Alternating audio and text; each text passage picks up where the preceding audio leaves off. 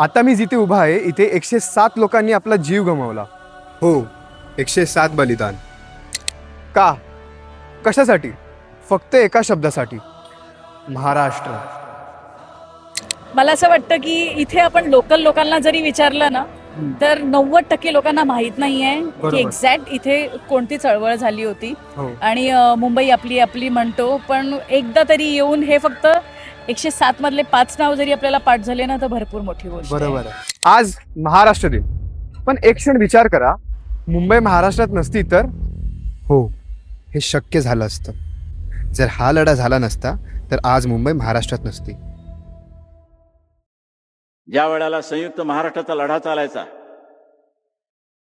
त्या लढ्याच्या वेळेला एक वाक्य असायचं की मुंबईसह संयुक्त महाराष्ट्र झालाच पाहिजे.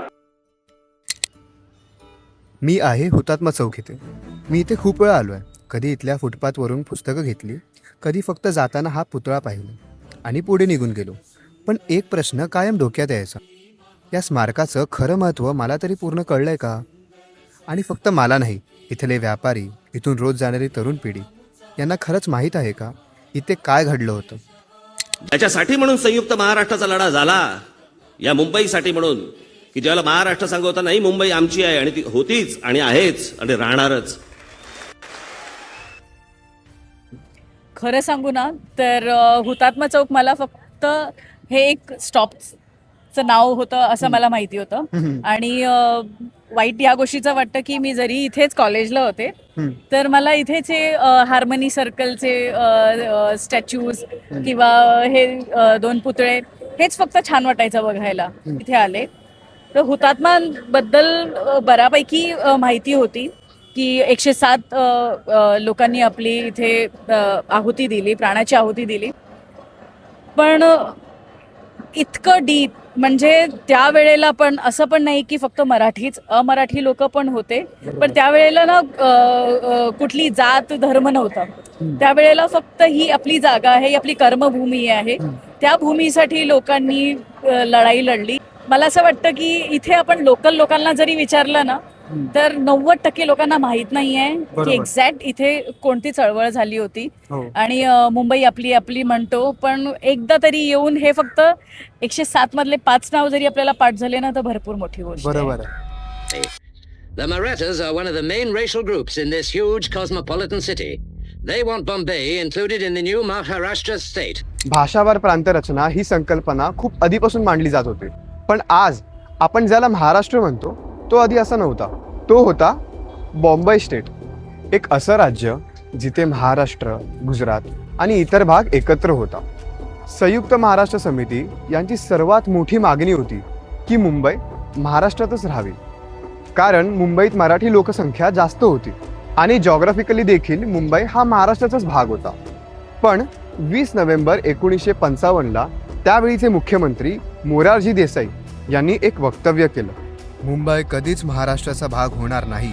या वक्तव्याने मुंबईतील लोक रस्त्यावर उतरले. इथे आंदोलन सुरू झालं. शांत आंदोलन हळूहळू हिंसक बनलं आणि पोलिसांनी गोळीबार केला, ज्यात अनेकांचा मृत्यू झाला, शेकडो जखमी झाले. आरोप झाला की निर्णय पक्षपाती आहे, कारण मोरारजी देसाई हे स्वतः गुजराती होते. आणि 16 जानेवारी 1956ला पंतप्रधान नेहरू यांनी मुंबईला केंद्रशासित बनवायची घोषणा केली. या वक्तव्याने मुंबईतील लोक रस्त्यावर उतरले. Nehru opposes the Marathas' demand. He wants to retain Bombay with its 1.5 million population under the central government's control. आणि पुन्हा आंदोलन पेटलं, पुन्हा गोळीबार, पुन्हा मृत्यू.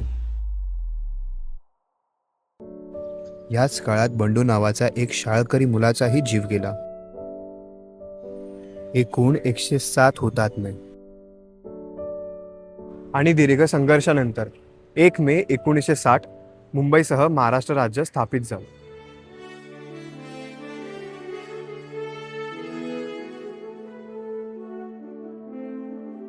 पण ज्यांनी या राज्यासाठी जीव दिला, आज त्यांच्या स्वप्नांचं काय झालं?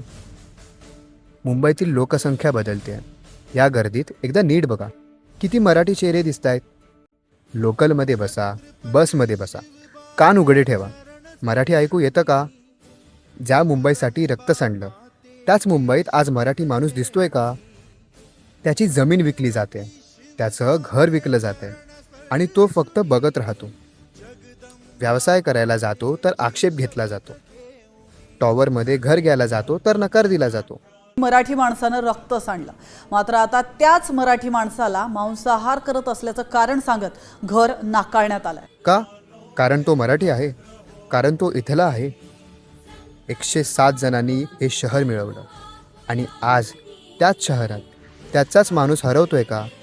हेच त्यांचं स्वप्न होतं का?